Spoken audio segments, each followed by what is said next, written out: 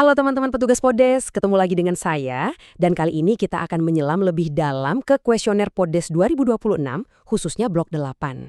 Ya, blok yang isinya tentang sosial, budaya, dan olahraga.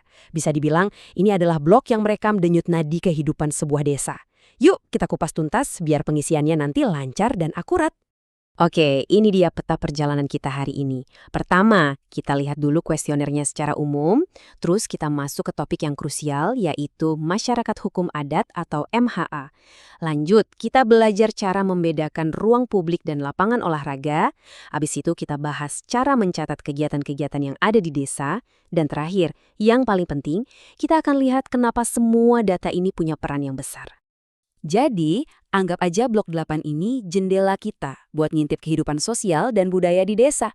Lewat blok ini kita bisa tahu apakah di sana ada komunitas adat, di mana sih biasanya warganya ngumpul, acara seru apa aja yang sering mereka adain. Semuanya terekam di sini.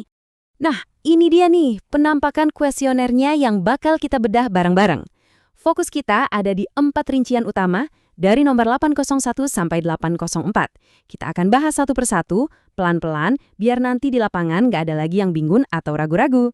Oke, kita mulai dari bagian yang pertama dan bisa dibilang paling butuh perhatian ekstra, yaitu tentang Masyarakat Hukum Adat atau kita singkat MHA. Memahami konsep MHA dengan benar itu jadi kunci utama supaya kita bisa mengisi rincian 801 dengan tepat. Jadi, apa sih sebenarnya MH itu? Gampangnya gini, MH itu adalah komunitas yang udah tinggal di satu wilayah secara turun-temurun, dari generasi ke generasi. Mereka punya ikatan batin yang kuat banget sama tanah leluhurnya, punya aturan adat sendiri yang masih berlaku, dan aturan itu mengatur hampir semua aspek kehidupan mereka. Jadi, ini bukan sekedar kumpulan warga biasa ya. Biar lebih kebayang, coba lihat deh beberapa contoh MHA yang ada di Indonesia. Ada suku Dayak di Kalimantan, ada desa Pakraman di Bali, suku Baduy, dan masih banyak lagi. Mungkin salah satunya ada di wilayah tugas Anda nanti, jadi penting banget untuk mengenali keberadaan mereka. Nah, kata kuncinya di sini adalah hubungan yang sangat mendalam dengan tanah dan leluhur. Ini bukan cuma soal mereka tinggal di mana, tapi ini soal identitas yang sudah terbentuk berabad-abad di wilayah itu. Inilah yang bikin MH itu unik dan beda dari komunitas penduduk lainnya. Oke, sekarang kita ke praktiknya di kuesioner. Pertanyaan pertama di rincian 801A itu simpel banget. Apakah ada komunitas MH di desa ini? Jawabannya cuma 2, ya atau tidak. Untuk memastikannya, jangan pernah berasumsi sendiri, tanyakan langsung ke aparat desa, atau lebih baik lagi, ke tokoh masyarakat atau tetua adat di sana. Selanjutnya, pertanyaan kedua di rincian 801B. Nah, ini levelnya beda. Pertanyaannya adalah, apakah MHA yang ada tadi sudah diakui secara resmi oleh pemerintah daerah lewat peraturan daerah atau perda? Ini soal status hukum, bukan cuma soal keberadaan fisik mereka. Nah, teman-teman, ini poin paling penting yang harus digarisbawahi dan sering banget jadi sumber kesalahan. Ingat baik-baik ya, keberadaan MHA di 801A dan pengakuan formal di 801B itu 2 hal yang berbeda. Sangat mungkin sebuah komunitas MHA sudah ada di desa itu ratusan tahun. Jadi jawaban 801 adalah ya, ada. Tapi Pemda belum mengeluarkan perda pengakuan. Kalau gitu, jawaban 801B-nya adalah belum diakui. Jadi jangan disamakan ya. Oke, kita tinggalkan dulu soal MHA. Sekarang kita geser ke rincian 802 dan 803. Di sini kita akan mendata fasilitas fisik tempat warga biasa beraktivitas. Secara spesifik, kita akan bedakan antara lapangan olahraga dan ruang publik terbuka.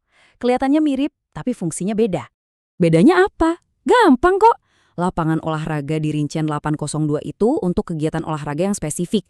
Ada atunannya, biasanya ada garis-garisnya, kayak lapangan bola, lapangan voli, atau lapangan basket. Sementara, ruang publik terbuka di rincian 803 itu lebih bebas dan umum. Contohnya kayak taman desa atau alun-alun, tempat orang bisa santai, anak-anak lari-larian, atau keluarga piknik. Intinya, satu terstruktur, yang satu lagi lebih santai.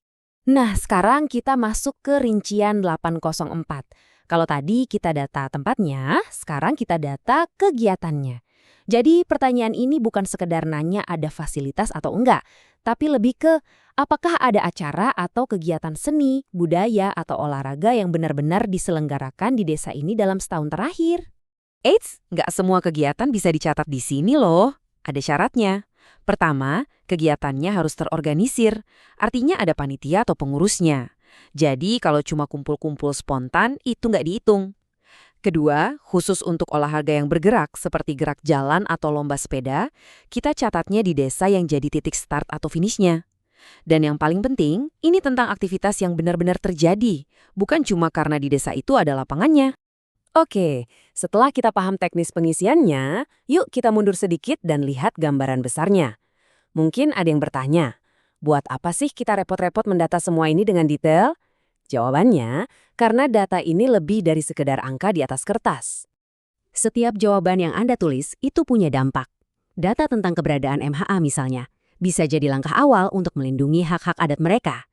Data soal ruang publik bisa jadi dasar usulan pemerintah desa buat bikin taman bermain baru. Data tentang kegiatan olahraga dan seni budaya bisa jadi pertimbangan untuk memberikan dukungan dana di tahun berikutnya. Inilah cara data yang Anda kumpulkan ikut membangun desa.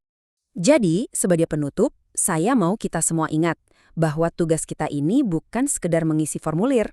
Kita ini sedang merangkai dan menceritakan kisah sebuah desa lewat data. Data yang akan Anda kumpulkan akan membantu membentuk masa depan desa tersebut. Terima kasih banyak atas perhatiannya dan selamat bertugas di lapangan.